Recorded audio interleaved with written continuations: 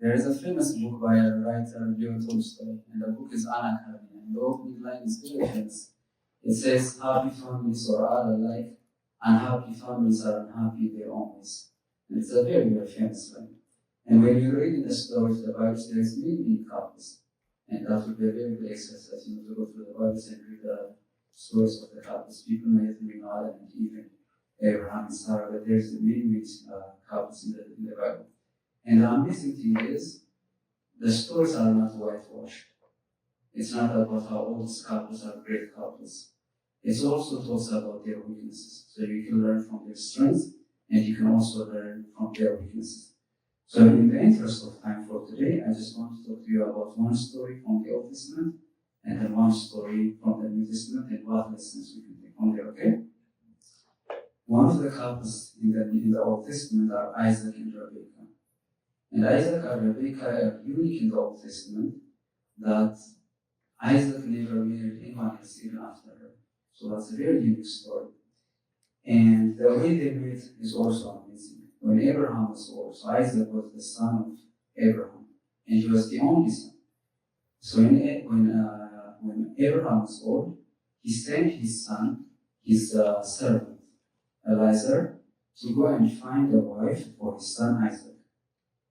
And as Eliezer, the servant of Abraham, was struggling to find this wife, he said, "How can I test this wife? What can be the way I find she's the right one for him?" And the test he came up with is does she have the heart of a servant?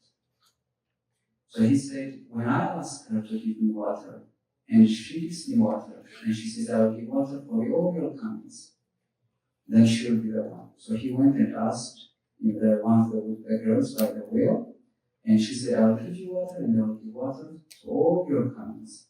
So imagine how many hours she worked. So it was not a short favor, right? And this story reminds me of another story in the New Testament, when Jesus was going through the village of the Samaritans, and he went to the Samaritan woman by the well. And that conversation went slightly differently. He asked her a cup of water, and she said, "You shouldn't ask me for water." So, of course, the nice thing about the stories is it teaches us that people can transform and people can change. It's not like a story of condemnation, don't take it that way. But you can see, where these people are beginning, where Rebecca is starting, and then where the Samaritan is starting. Now, when Eliezer brought Rebecca to be the wife of Isaac, the place they meet is also very surprising. It says, "Now Isaac had went into the field to pray." So it doesn't seem like it's something that he did only once. It seems like Isaac was not a person of prayer. That he would go out in the field to a quiet place, and he would pray. And to meet in such a holy environment, that's another amazing thing. And also, since we talked about that Rebecca was a person who was a servant and obedient, we also see the character of Isaac, that he was obedient even to die when his father Abraham told him that he would take him and slaughter him to offer him as a sacrifice. We all know how the story turned out, how God made it for good, right?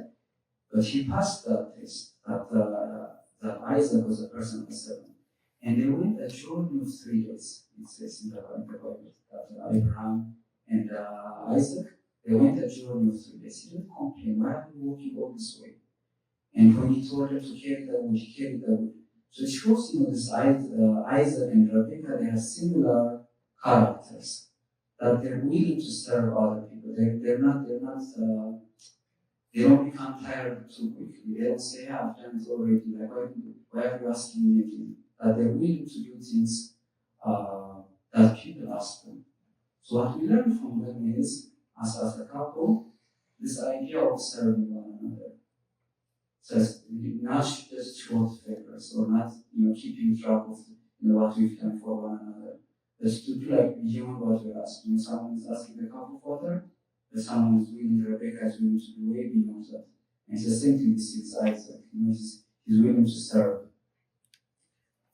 Now, these are the aspirations that we want to reach.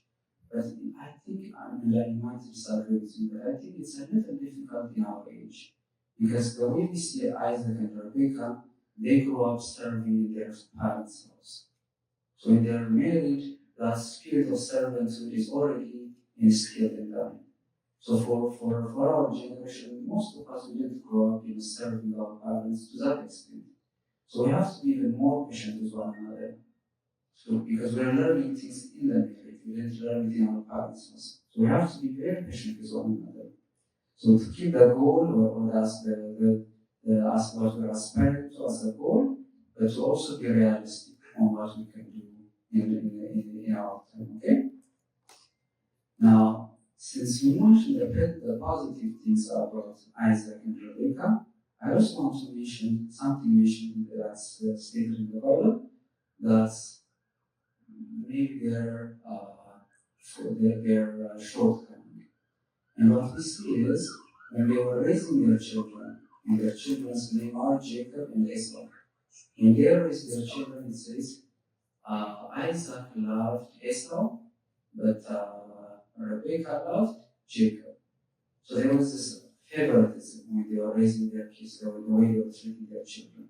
And that actually passed into the way Jacob also raised his children, this favoritism. So Jacob loved Joseph, but he didn't love all the other siblings to the same degree. And we know how that created family problems between Jacob and Esau, and also between Joseph and his other siblings. So this goes back to the point I mentioned earlier, like the Bible stories are not whitewashed. They're telling us the good things about this saints, but also that they're humans. Now, I want to mention a story from the New Testament. In the New Testament, we have also quite a few couples. And by the way, in the Bible, you'll find good couples and also not so good couples. For example, the story of Herod and Herodias, right? How the wife, to please the wife, that he killed John the Baptist. So we have, good and bad. There are very good couples. Aquila and Priscilla is their names. It's the book of Acts, chapter 18. And they were tent makers. Something I really like about their story is, one time they meet a person, his name is Apollos. And Apollos is a new convert. And Apollos is trying to teach about the religion, but because he's a new convert, he's not very well versed. And the way Aquila and Priscilla approached it is, after he finished, they talked to him quietly. They talked to him privately. And it says they explained to him more accurately what he was teaching. And from this idea, we see this concept of praising in public and criticizing in private. When I say criticize, I don't mean putting down people, nothing else, but giving feedback. So praising in public and giving feedback in private, and also being open. From the same story, we see that Apollos was very open to the feedback. So this idea that we shouldn't take feedbacks as a task, and also we should also be careful about the way we give feedback, so they don't come across as a task, especially when they're done public, even doing even a look or a short statement. So with that, let's draw to the conclusion. I would recommend reading the biblical stories, and even if you can't go throughout the whole Bible, which at least you can find the stories of the couples and make it as a spiritual exercise to the story of a couple at per day or week. That kind of thing to discuss between you. And in Romans chapter 15, verse 4, it says, "For whatsoever things were written before were written for our learning, that we, through the patience and comfort of the Scriptures, might have hope."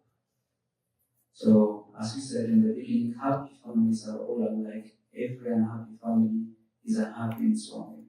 So now you have a fresh start. This is a new marriage, and you have the chance to create like a small church, just a place of prayer, a place of peace, a place of grace, and you have the chance to create basically a small piece of everyone else. And may God bless your marriage, and may God grant you patience and all these blessings. And the Father, and the Spirit of God.